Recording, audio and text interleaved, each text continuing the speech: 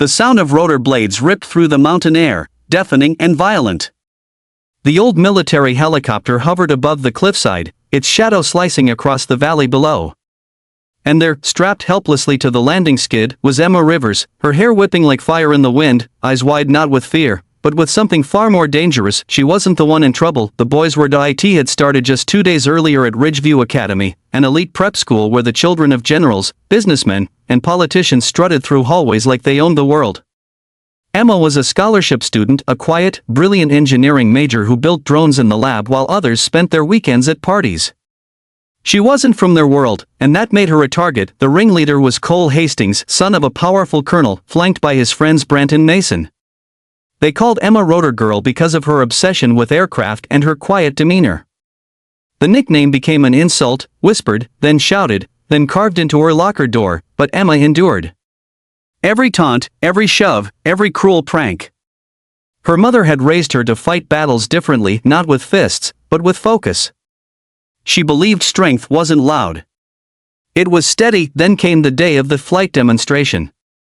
Ridgeview's annual showcase brought in military recruiters and aviation sponsors. Emma had spent months designing a model helicopter system, lightweight, fuel-efficient, and AI-guided. Her work could have won her a full scholarship to the university of her dreams.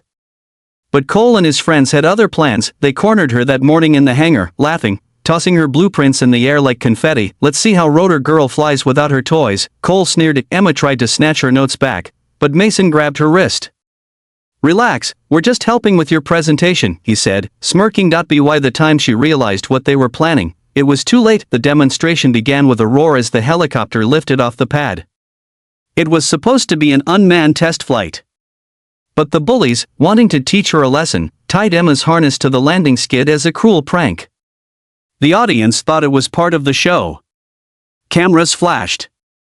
The rotors screamed, and then, something unexpected happened. Emma didn't scream. She looked down at the control box still strapped to her wrist, the one she had built herself. The boys didn't realize it, but her system was designed for remote override.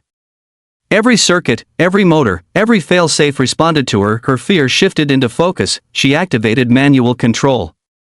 The helicopter stabilized midair. The bullies laughed until the aircraft began to tilt, sharply, toward the cliff edge. "Emma, what are you doing?" Cole shouted through the headset, his voice trembling for the first time. Emma's voice was calm. "Cold. You wanted me to fly. So, I'm flying." The crowd below began to panic as the helicopter veered out of formation. The boys tried to untie her, but the straps were reinforced, military-grade nylon she had installed herself. They couldn't cut it. "You don't understand, Cole," she said, eyes locked on the horizon. "You tied the wrong girl." The helicopter spun toward the open sky. Emma's pulse steadied. The air around her seemed to slow down, the chaos fading into a strange, sharp clarity.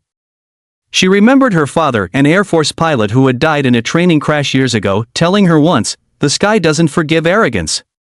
It only rewards control." She had control now. "Emma, land this thing. You're going to get us expelled or worse." Brent cried, her lips twitched in a small, dangerous smile. "Worse sounds about right." The helicopter soared higher, clouds swallowing them whole. The bullies clung to the inside handles, their faces pale. Then she did the unthinkable. She leveled the helicopter and engaged hover mode directly above the ocean cliffs. Below them stretched hundreds of feet of nothing but crashing waves. The wind howled. The bullies realized the joke wasn't funny anymore. "Emma, please," Cole shouted, his arrogance gone. "We're sorry, okay?" "We didn't mean it." "Stop," she said sharply. "You don't get to say sorry when you enjoyed watching someone else drown." Her words hit harder than the wind. For a long, tense moment, no one spoke. The helicopter floated like a ghost over the abyss. Then Emma looked each of them in the eye, her expression unreadable. "You like control, right? You like power? Then here's your choice."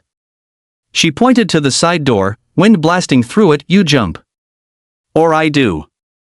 The boys stared at her, horrified. "If you jump, you walk away with your lives and maybe a lesson," she continued. "If I jump, this helicopter's remote goes offline. It drops into the sea with you still in it." It was a bluff. Maybe. Maybe not. They couldn't tell. Cole looked at her, realizing too late that he had never seen her as anything but weak. But now, hanging between life and death, he saw what true strength looked like. Calm. Controlled.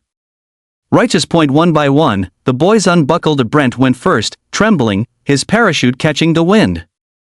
Mason followed, pale as chalk. Cole hesitated, staring at Emma like he wanted to speak, but she didn't let him go. She said simply. He jumped. The helicopter lurched in the air as his chute deployed. Emma's chest heaved, her fingers shaking, but not from fear. From release, she landed the helicopter safely. Moments later, the crowd silent in disbelief. The bullies were rescued from the cliffs by emergency teams, humiliated but alive. The video went viral within hours. Scholarship girl saves bullies with their own prank. But what the cameras didn't capture was what happened afterward. Emma walked out of the hangar, her jacket torn, her eyes distant.